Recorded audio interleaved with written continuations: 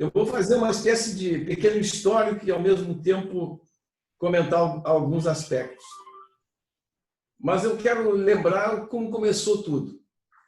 Então, o Mará é um jovem arquiteto, imbuído do espírito de que um projeto é algo relevante, do ponto de vista profissional, cultural e político, estava questionando por que os projetos não iam para frente e outros iam. Ele queria compreender isso e eu acho que é uma preocupação extremamente válida. Por que isso? Por que um projeto é bom e não vai para frente, outro não é bom e vai? Então, quais são as circunstâncias, quais são as qualidades que estão por trás disso? Esse foi o mote que o Mará teve para entrar nesse tema.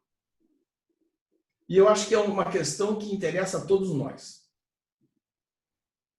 porque isso é uma questão absolutamente essencial para a cultura arquitetônica e para as próprias cidades.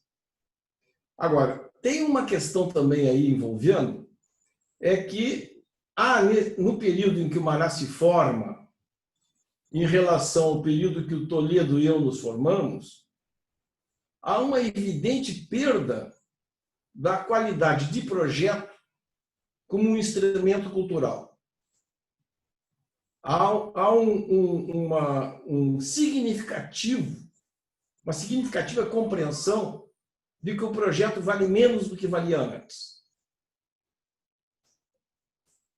Um segundo aspecto que eu vou comentar logo junto é que projeto é um termo, é uma acepção muito ampla, que envolve muitos aspectos que não são propriamente o objeto da tese do Mará. O caso da Rocinha, por exemplo, que a Andréa comentou, é um processo. Não é? A cidade é um processo. Eu acho que a Rocinha é como uma cidade. Então, tem tempos, tem contribuições e tudo. Então, não se enquadraria nessa acepção que o Mará colocou como sua estrutura, a noção de projeto. E a banalização do projeto nas últimas décadas, culminando hoje como não precisar ter projeto para construir, não uma obra grande, Mará. Você falou que obra grande não precisa ter projeto. Qualquer obra não precisa ter projeto desde que ela seja pública, desde que ela seja municipal, estadual ou federal.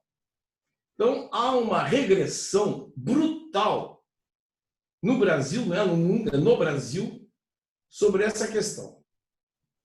Então, isso é um fator que instiga um jovem arquiteto como o Mará a indagar sobre por que essa questão.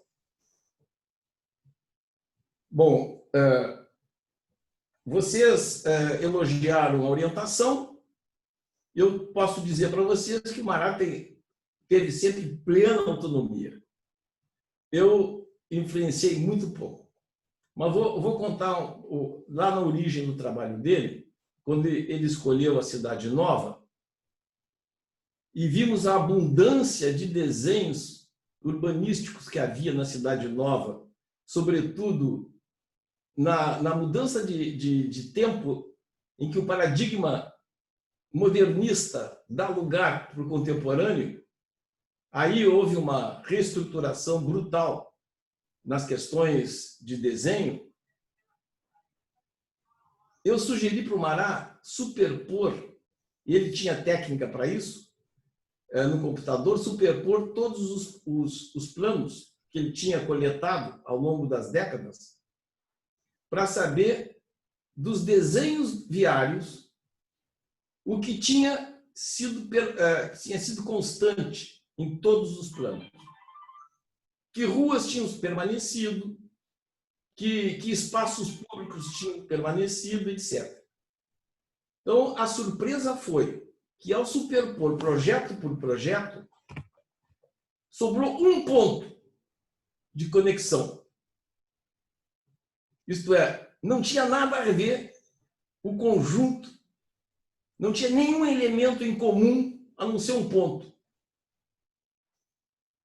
para se entender essa complexidade do desenho urbanístico sob responsabilidade pública.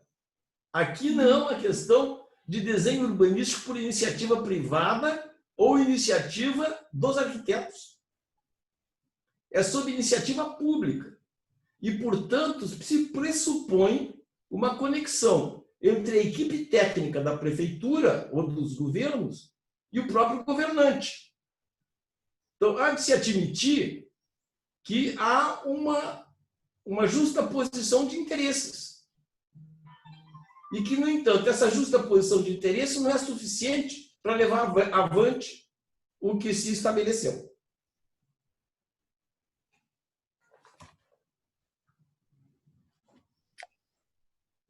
Isso quer dizer, o projeto urbano não está dissociado do ente político.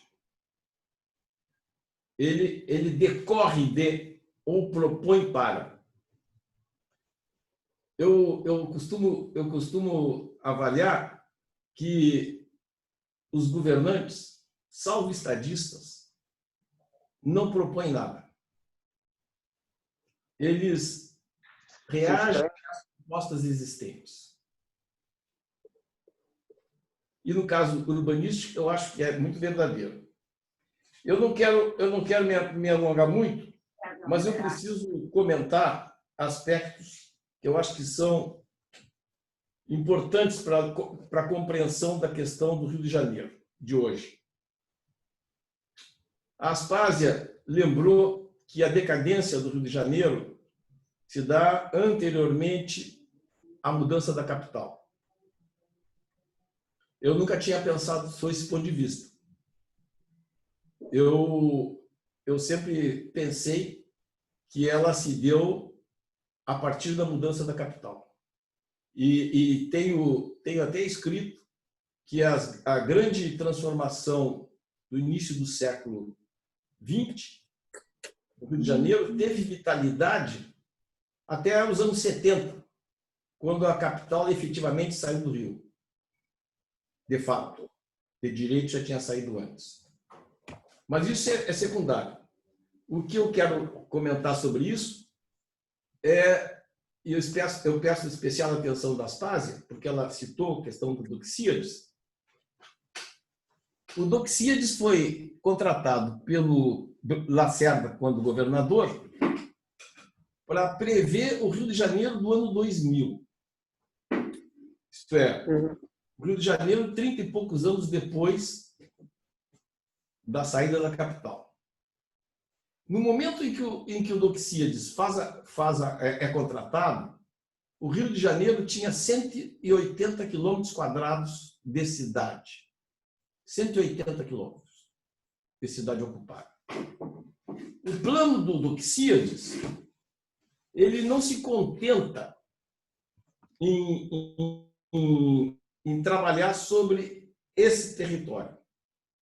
Ele chama o Rio de Janeiro do ano 2000 um território planejado por ele com 8.000 quilômetros quadrados. Isto é mais do que visionário. Ele passa de uma cidade de 180 para uma cidade de 8.000. Ele traça até os contrafortes da Serra. Abarca toda a cidade metropolitana e muito mais. E a questão central é, ele descentraliza o Rio de Janeiro em dezenas de outras centralidades. E ao centro da cidade, ele não diz nada. Mas ele, ao mesmo tempo, diz que as indústrias da Zona Norte têm que ser transferidas para a Zona Oeste. E é que na Zona Oeste é que vai se implantar o grande polo de desenvolvimento industrial até o ano 2000. E com essa expressão, e, ao mesmo tempo, o Rio de Janeiro entra numa legislação que proíbe a renovação do parque industrial da Zona Norte, a fábrica da IBM vai para Campinas porque não pode melhorar? Eu fui arquiteto Qual fábrica que vai para Campinas? IBM. Hã? A IBM A IBM? no Rio de Janeiro, em Benfica. Nossa Senhora. Depois, não contentes com isso, a legislação proibiu melhora de galpões, depósitos. É a legislação fazendo a cidade. E com a desculpa de que estava na zona oeste do desenvolvimento econômico do Rio de Janeiro, o Lacerda levou para lá as favelas que ele removeu. Ele levou para lá Cidade de Deus, ele levou para lá Vila Kennedy, levou Antares, dizendo que estava levando os operários para junto das fábricas. Então, o plano do Oxíades é a segunda grande burdoada que o Rio de Janeiro leva depois do plano de Brasília. Ele não foi construído? Não foi construído. Mas ele foi extraordinariamente importante para a decadência do Rio. Menos de uma década do plano do Oxíades, 6 anos depois do plano do Oxíades, e menos de uma década depois da transferência da capital, o Rio de Janeiro, sob Negrão de Lima, aprova o plano do Lúcio Costa, que simplesmente propõe retirar do centro do Rio a capital da Guanabara e levar para a Barra da Tijuca. Numa expansão nunca vista em cidade nenhuma do mundo, cidade importante, nenhuma fez uma bobagem dessa magnitude. E desde então, há 40 e tantos anos, os recursos são canalizados para lá. O plano do Lúcio Costa foi extraordinariamente bem sucedido. Foi implantado tal como ele previu. Só não alcançou a transferência da capital para a Barra. Isso não é uma interpretação, isso é uma frase, é uma anotação, é uma decisão do plano dele. Então, nós temos aqui, no Rio de Janeiro, esses dois elementos desconstitutivos da cidade. Logo depois, a cidade tenta se recuperar e constrói o PUB Rio. E aí traça as grandes linhas de articulação metropolitana na cidade, que não saem do papel, mas que vão estruturar o que a prefeitura investiu nas Olimpíadas. Isto é, 40 anos depois, quando já está completamente superado o sistema projetado em 1970.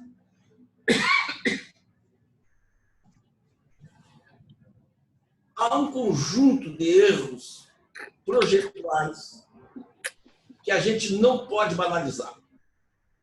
Não é uma questão de governança, não é uma questão de decisão política, é uma questão de natureza projetual. E esse é o cerne da tese que o Mará quis defender. O que os projetos têm a ver com isso? Então, eu acho que, sob esse ponto de vista, as contribuições da banca são muitíssimo importantes, Mará. Eu acho que a ênfase no título, tal como acho que foi a Raquel que sugeriu, dá uma. Eu acho que isso é muito foi você? Foi André?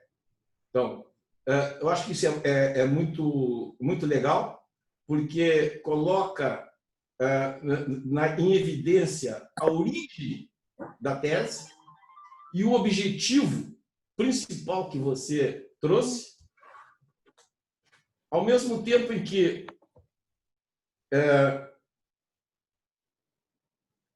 o caderno de desenhos é um espetáculo. O caderno de desenhos, não sei se as quase teve a oportunidade de ver, é uma maravilha, uma contribuição enorme. Não, eu achei tão grande e tão importante que eu nem falei nada, entendeu? Porque aquilo é outra aventura para mim, entendeu? Mas, às vezes, eu tenho dificuldades, porque a tecnicalidade do processo de leitura é complexa, né? Então, vamos fazer uma rodada para isso. Primeiro, eu estudo os mapas, depois vocês me explicam algumas coisas. Não, eu acho que você toca um assunto absolutamente importante. É que, para nós, treinados no desenho, nós achamos banal o desenho. Nós achamos que a compreensão dele é de domínio universal. Nos iludimos. Não é. Ele é uma técnica muito precisa para quem tem a desenvoltura nela. Mas ele não é suficiente para ser compreendido de um modo amplo. E, sobretudo, volume. Sobretudo, consegue volume. Então, posso fazer um comentário?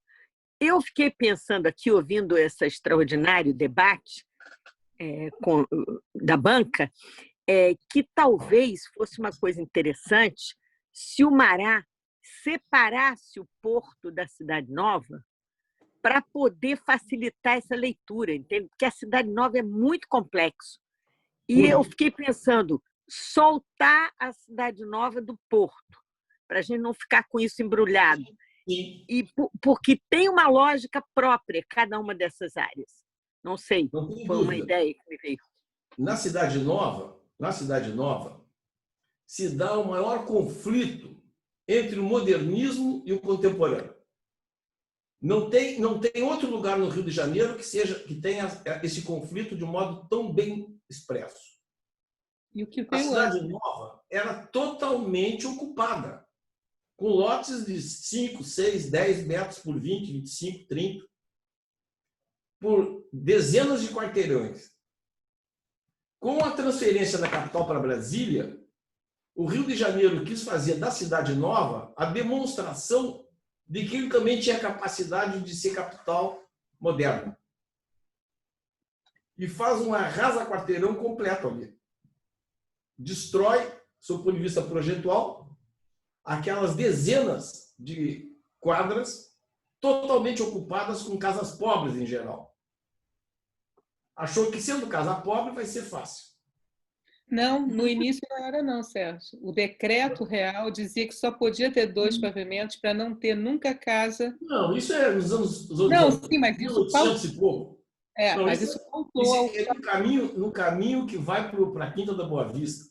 Eu digo... Não, na Cidade Nova mesmo. Em diante, de 1950 em diante. A Cidade Nova está totalmente ocupada. Ah, sim. Eu tenho uma orientada que fez uma dissertação chamada Cidade Sempre Nova. Aí entra o projeto da Cidade Nova para destruir tudo.